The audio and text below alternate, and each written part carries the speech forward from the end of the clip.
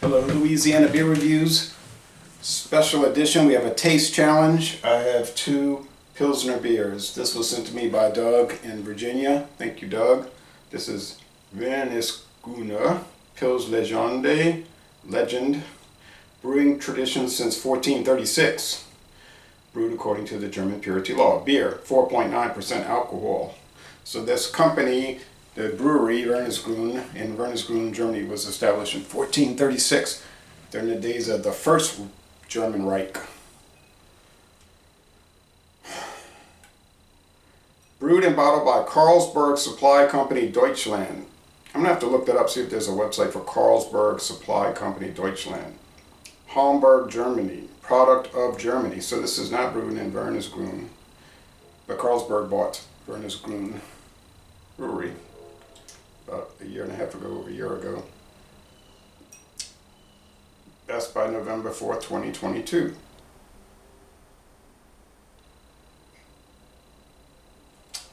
Okay, now the competitor is a modern 21st century Louisiana craft brewery, proudly handcrafted in Shreveport, Louisiana, made with Louisiana rice. Not a Reinheitsgebot product. Southern Drawl, dry hopped Pilsner. So there's a grasshopper, a wooden chair, a banjo. So 5% alcohol, just a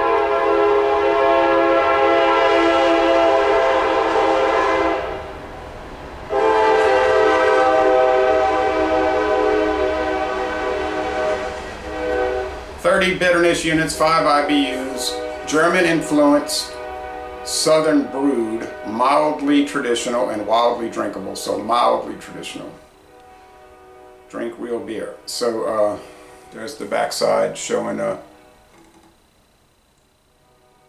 like mountains in Germany, but certainly not showing mountains in Shreveport.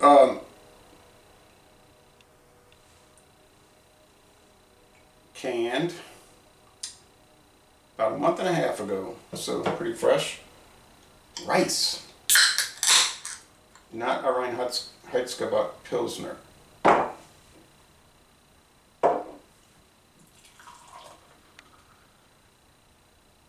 I saw Pilsner, so I figured it would be an interesting taste challenge. See, the first one got whipped. I love this can design. The Gordon Biersch, California brewed Czech style Pilsner, which was at 5. I think it was also 30, was it 30 IBU? Or 20, I can't remember. But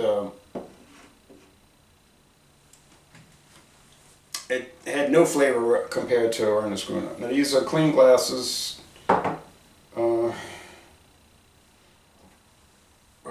For whatever reason, this one has bubbles on the side and this one doesn't. It's probably due to the beer, not the glasses, because they were both cleaned with the same type of soap, the same temperature water on the same date. The Wernesgrüner is more fiercely bubbly and more golden. This one has like a greenish gold, greenish yellow, and not as bubbly. Greenish yellow, okay, made with rice. Looks like Budweiser, doesn't it? What do we know about Budweiser? Well, I've noticed over the years, if you hold it up to a certain light, general light, it'll have a green tint to it. And they use green rice. They say they use verdant. That means freshly picked, still green rice. Living rice, not dried rice. So I don't know if these people do. I know the rice farmers in America, their biggest customer is Anheuser-Busch. In Louisiana, it's one of the biggest rice growing states, so I guess they have a lot of business in this state. All right. So let's mix them up. I can't look because if I glance and see that green, it's so subtle, but it could still crop up. That'll ruin the taste challenge. So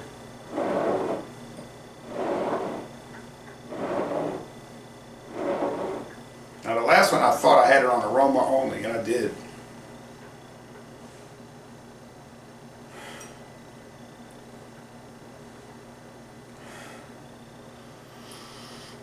This has almost like a lemony citrus nose. Smell like an American style thing.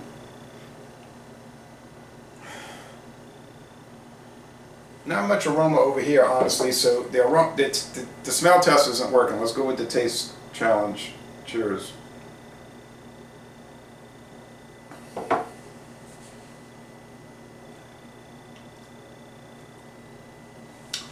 It's got that lemony thing going in the mouth.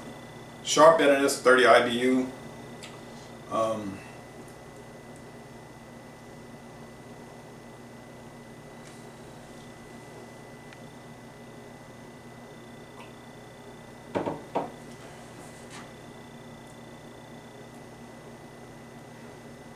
Maybe a little rice note, like boiled rice. Smooth it out. Does it taste like a Budweiser? Well, at 30 IBUs, you know what it tastes like? It tastes like a super hoppy Budweiser. Like when Samuel Adams had the Noble hops, Noble series, Noble Pils. That's what this tastes like, but with rice. I don't think Samuel Adams had any rice.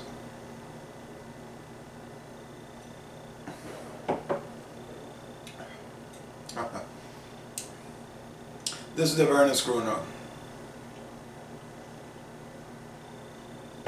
Wernesgrüner has the deep, rich, savory cracker note. The biscuit. Grassy hops.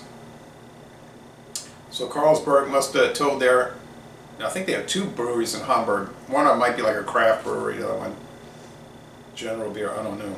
They might have said, make sure it tastes exactly like the Wernesgrüner from Wernesgrüner. And it better be right, you know. And it is.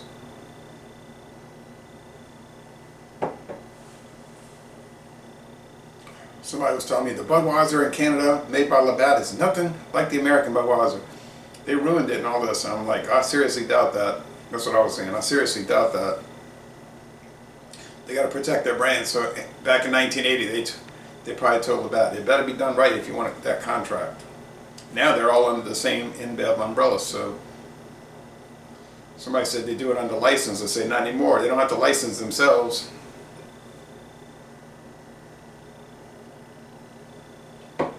Wernesgrüner easily.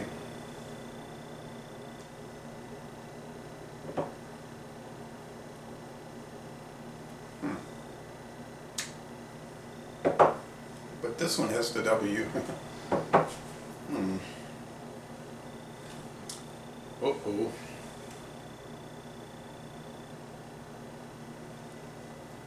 I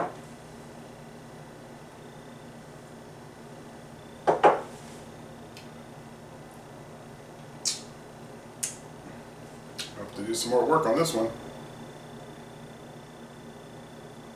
I pour them in the wrong vessel. This one has a lemony thing. No savory biscuit. No.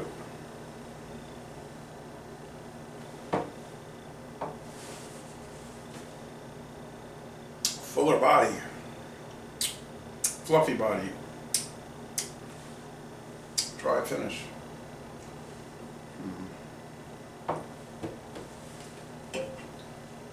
I have a lot of the Wernesgrüner left. Let's see. Boy, that bitterness is coming through now. That lemony bitterness. I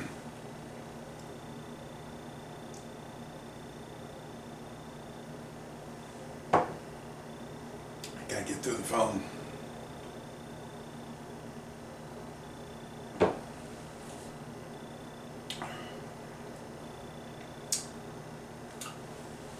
That's not the same. Taste of bitterness.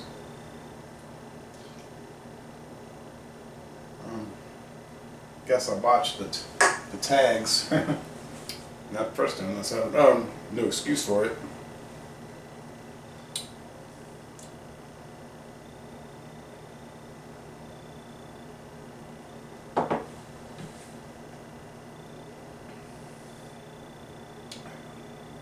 Yeah, sorry, I got it mixed up. This is what I was tasting over there, and that's what I was tasting over here. Okay. This tastes like an IPL. There's a rice component, which is that like a rice pudding. My mother used to make rice pudding. It's good, but it doesn't taste like a Pilsner. Miller Lite is good in its own way. It took me years to start liking it, really. But it's new Pilsner. I don't care. It says a fine Pilsner beer. It is not a Pilsner. Oh, excuse me. Yeah, I mean, this tastes like no German or Czech or Slovakian Pilsner I ever had. So I would never think that. If you gave this to me blind and said, what do you think this is? I would say, it tastes like an American IPL, India Pale Lager.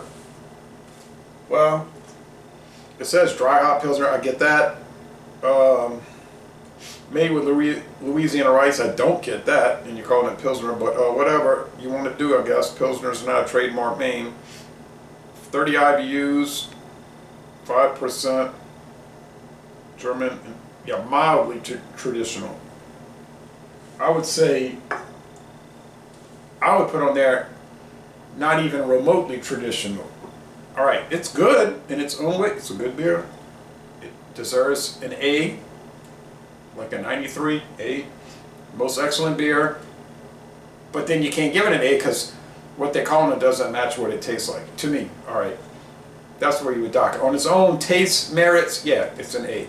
On what they're describing it, then you got to drop it to like an 88 or B+. Sorry, I should be cheating for my team, right? Louisiana.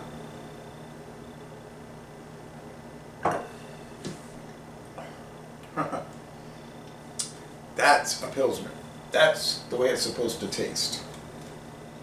So, sorry about the mix up there, but I knew that. There was no doubt. I said, oh no. As soon as that happened, I knew when I saw the W tag, I was like, oh, did a mistake.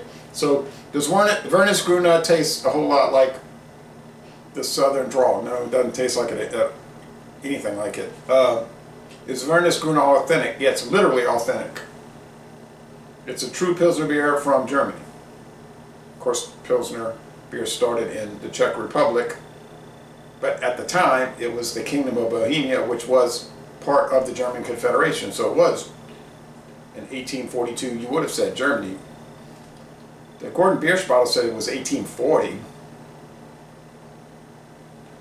That might have been when they started working on it. Joseph Drawl. Yeah. So it's like literally authentic. This, it's a Louisiana popular beer, I guess, in the craft beer world, but it's not. They should take Pilsner off of it. You say, well, it's dry hopped, it's going to make it different. And it does make it different, but it doesn't fit the style. All right, enough discombobulation and ranting. The Wernesgrüner gets a 90. I'm going to go with 94 today. That has changed. Some people are strange. They'd be saying, but you did a video on this date and you said it was this score, and then on another date you said it's this score. I was like, wow, you watch the videos more than I do.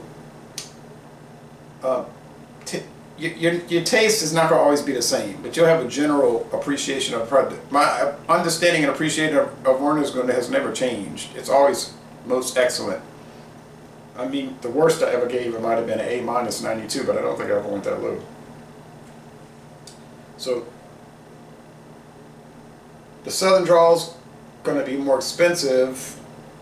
This Douglas got for $5.99 a 4-pack of 500 milliliter cans at Aldi. My only problem is I cannot get Wernesgrüner. He sent it to me and I appreciate it. Thank you, Doug. I can get this one, but I would not get this one because it's really not the kind of beer I like. It's well made and you might love it,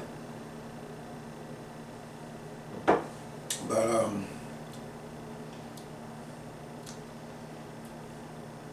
yeah, if I was looking to drink an IPL, IPL, I'd reach for it. But I would never be looking to drink an IPL, so I would never reach for it. If I was looking to drink a Pilsner, and I would almost always be looking to drink a Pilsner, that would be one to grab. So Wernesgrüner, 2 in a row, is a clear and present winner. Easily wins. So once again, apologize for the mess up, but these things happen. They should not happen, but they do. Now I got one taste challenge left. Another Louisiana Pilsner. This thing better work out as a Pilsner, boy. If I start reading about rice, I'm gonna get irked. I tell you, I really am gonna get aggravated. I thought it'd be fun to bring in American Pilsners, but I don't know, that fun is starting to deteriorate rapidly. Didn't see a lot of European Pilsners on my hunt, my recent hunt, and the ones I did find were ones I've already done in challenges and whatnot, so they didn't really fit. So anyway, that's enough, long enough. So laissez-les, bon temps relais, Wernesgrüner, the winner, and I'm going to end this taste challenge by saying y'all go to Shreveport, Louisiana and tour the Southern Drawl Brewery.